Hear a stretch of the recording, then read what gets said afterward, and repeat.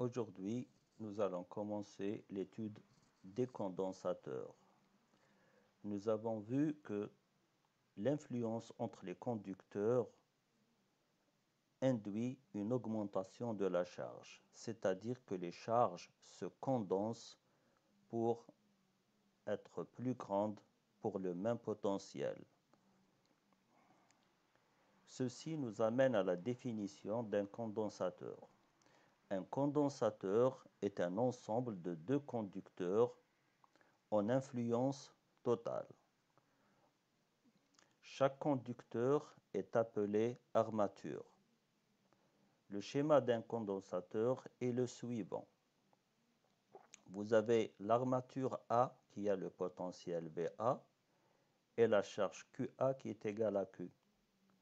L'armature B a un potentiel VB et une charge QB qui est égale à moins Q. Les deux charges sont opposées parce que les armatures sont en influence totale. C'est ce qu'on a vu dans l'étude de l'influence.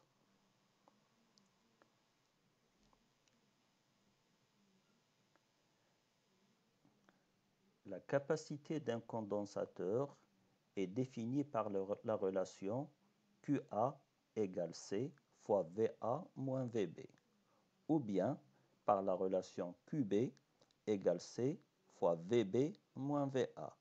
Attention à la position des indices. Donc l'ordre des indices est important, ça vous donne le bon signe de la charge. Il y a un abus de notation souvent utilisé. Donc nous avons un abus de notation qui est souvent utilisé. Donc au lieu d'écrire QA égale C fois VA moins VB, on écrit que Q égale V fois C. Mais il faut faire attention et ne pas confondre cette relation avec celle d'un seul conducteur. Pour un seul conducteur, Q, c'est la charge du conducteur et V, c'est le potentiel du conducteur. Par contre, pour le condensateur, Q, c'est la charge d'une seule armature et V, c'est la différence de potentiel entre les deux armatures. La méthode de calcul de la capacité pour un condensateur donné est la suivante. On utilise d'abord le théorème de Gauss pour trouver le champ en fonction de la charge entre les deux armatures. Ensuite, on utilise la relation de la circulation du champ électrique VA moins VB égale moins l'intégrale entre B et A de E dl. Cette relation nous donne VA moins VB en fonction de QA. Et bien sûr, c'est une relation de proportionnalité et la constante de proportionnalité, c'est C. Et c'est comme ça qu'on détermine cette constante. Pour illustrer cette méthode, traitons quelques exemples. Prenons l'exemple du condensateur plan. Mais avant ça, rappelons le champ créé par un plan infini uniformément chargé. Donc, excusez-moi, j'ai oublié ici. Donc, voici un plan uniformément chargé avec des charges négatives. Donc, le champ qu'il crée, il est dirigé vers les charges négatives. Donc, en haut, il est vers le bas. Et du bas, il est vers le haut.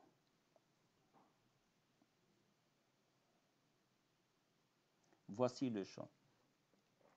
Sa valeur, c'est sigma sur 2 epsilon 0. Et là aussi, c'est sigma sur 2 epsilon 0. Ça dépend de l'orientation de l'axe positif qu'on choisit. Si on choisit, par exemple, l'axe positif ici vers le haut, donc je vois que ce champ-là, il est négatif, mais sigma, elle est négative. Donc, elle donne le bon signe. Par contre, celui-ci, ce champ-là, est positif, alors que sigma est négatif. Donc, je dois rajouter ici un signe moins pour avoir le bon signe du champ. C'est ce qu'on va appliquer pour le calcul du champ à l'intérieur du condensateur plan. Les armatures du condensateur sont des plans de surface S. Voici l'armature A. Sa surface c'est S. Son potentiel c'est VA. Sa charge ici c'est Q. Et sa densité de charge c'est sigma. L'armature B a les mêmes dimensions, donc elle a la même surface S. Son potentiel c'est VB. Sa charge c'est moins Q. Je rappelle parce qu'un conducteur, ce sont deux armatures en influence totale. Donc les faces qui sont en regard ont des charges opposées. La densité, c'est aussi moins sigma parce que les deux armatures sont identiques. La distance entre les deux armatures est notée E.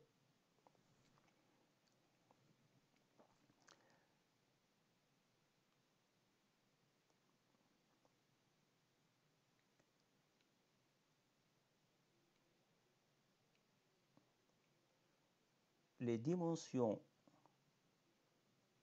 de ces armatures, que l'on suppose par exemple être des carrés, si la surface c'est S, alors donc c'est le côté du carré au carré. Le côté du carré, il est noté L. Dans un condensateur plan, nous avons une condition, c'est que la distance entre les deux armatures est très petite devant le côté ou la longueur de ces armatures. Ceci nous permet de les considérer approximativement comme en influence totale. Et c'est pour cela qu'on a QB égale moins QA et sigma B égale moins sigma A. Ça, c'est la première approximation que l'on fait. Les deux armatures sont considérées comme étant en influence totale parce que la distance qui les sépare, elle est très petite devant elles. Cette même condition nous permet de considérer chaque armature comme un plan infini. Donc le champ qu'elle crée, donc l'armature A, elle crée un champ EA qui est égal à plus ou moins sigma epsilon 0. Pardon, ici c'est sur 2 epsilon 0. Je corrige. Là aussi, l'armature B crée un champ qui est égal à plus ou moins sigma sur 2 epsilon 0. Ça dépend de la position où on se trouve pour calculer le champ. Alors, prenons des exemples. Ici, dans la région 1, le champ créé par A, il fuit les charges positives, donc il est vers la gauche.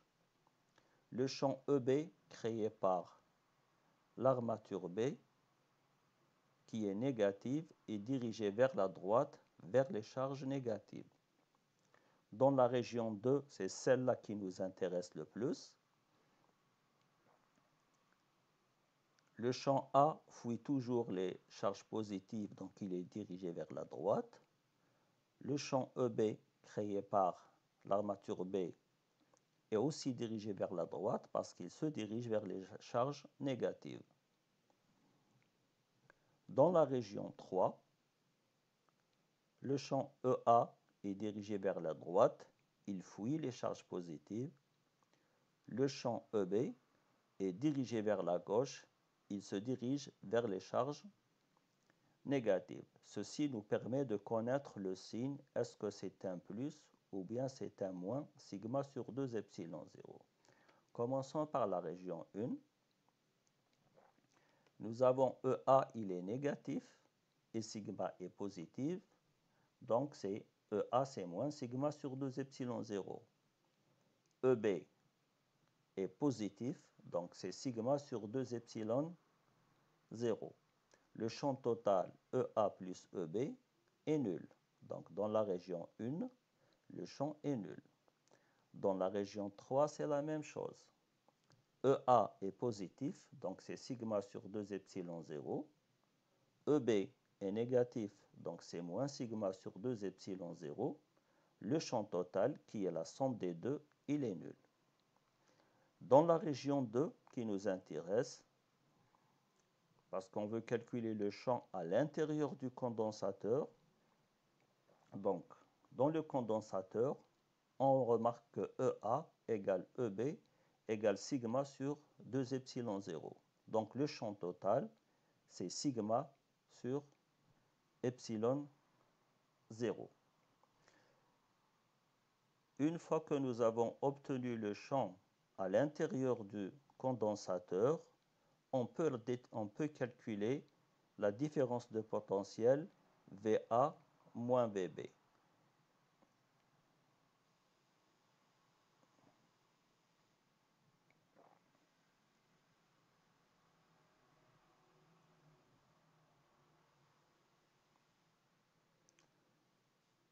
Voilà, donc VA moins VB est égal à moins l'intégrale de E dx entre xb et xa.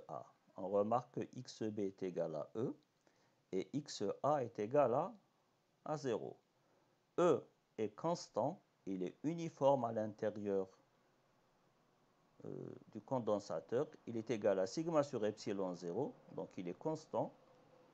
Il sort de l'intégrale, et l'intégrale de dx, elle est simple, c'est xa moins xb. Le résultat final, c'est E, petit e, la distance de séparation, fois le champ E. On remplace le champ par son expression, sigma sur epsilon 0, et on sait que sigma, c'est la charge sur la surface. Donc, on a obtenu VA moins VB en fonction de QA. Le facteur de proportionnalité, c'est 1 sur C.